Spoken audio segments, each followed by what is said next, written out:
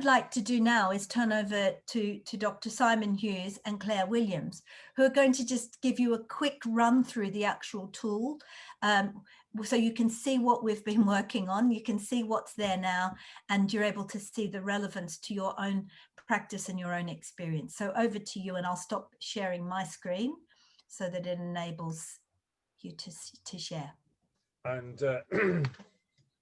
just to say hello, and from England again, from the county that's closest to the soon-to-be impenetrable border between us and the EU. And I just want to apologise on behalf of all the people that voted to leave the EU, that we are, but this is the last remnant of a joined-up piece of work, and we are very, or I'm very sorry personally that we are at this position, and want to just say that as far as I'm concerned, we're all European in this part of the world. But today is launch day of the TiLL project, and Claire and I have been working on the back end of this particular piece of the jigsaw. The jigsaw is the website, which at the moment, as you can see, is very utilitarian and plain in its setup. This is a tool, it's not a marketing exercise. You can see that we've got a very neat summary of what the project has been about. You can see that we've referred here to the concept of self-reflection. There isn't a magic bullet element to this.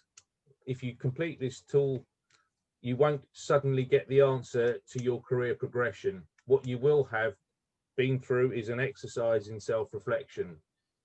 You can see there's a little bit of historical data about the project, and I came onto this project as Anne's successor in the role that I'm in currently as Director of Education for the Diocese, and I succeed Anne in so many ways, but we're all very grateful to Anne's contribution to getting this project up and running. Works on a very simple methodology. Those of you who are familiar with back-end technologies will be able to see that this is a WordPress site designed to be as interoperable as we can make it, and that was one of the reasons why we chose this particular technology. There's a page here about the project partners, which is probably going to be a little bit slow to load because of the number of us that are using the broadband connection with our videos on. And you can see here that the key partners are listed there in absolute transparency about who's been involved. The diocese that I work for is the lead partner in this, and we are the contract holders with Erasmus+. Anne's referred to the fact that there are there's a long history of research that's gone into this, and the research papers that form the tool are all set out here and linked to in a way that has been certified as permissible in terms of the intellectual property sharing rights. There's a page here which sets out the program documents, which gives the historical development of this tool and the way in which it was the product of a range of different outputs. First of all, the references that Anne's made to research about teacher education across Europe, reports of meetings when this was discussed further, and then the iterative evolutionary development of all of the competences that we're talking about in the tool. So if you want to really delve into the intellectual provenance of where we've arrived at, those papers are all there publicly available for you on the website. Claire has, I imagine, because she does things without having to be asked to do so, put the link to the website into the chat. Again, we hope that you'll have a good look at this in due course.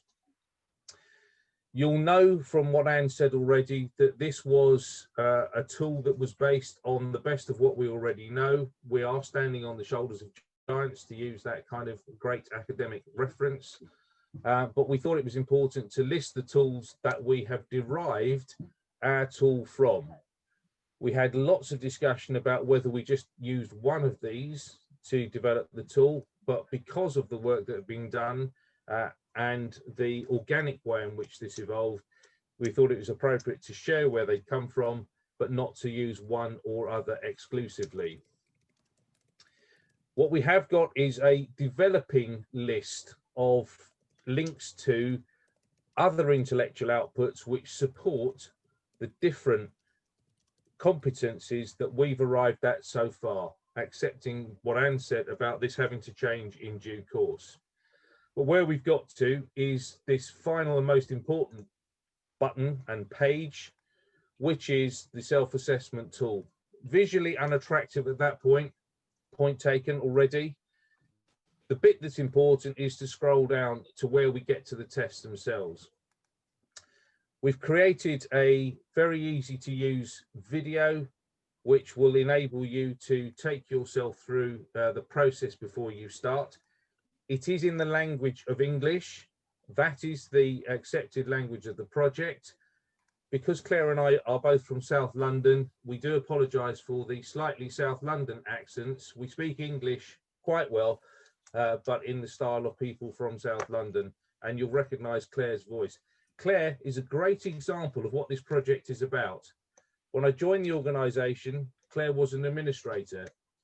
Claire will soon be our Chief Technologies Officer because she has, through a process of self-development, engagement, dialogue with me and with one or two other people, and consistent use of the right question to people who might know the answer, developing her skill set enormously. So she's a living proof that there is a lifelong learning possibility.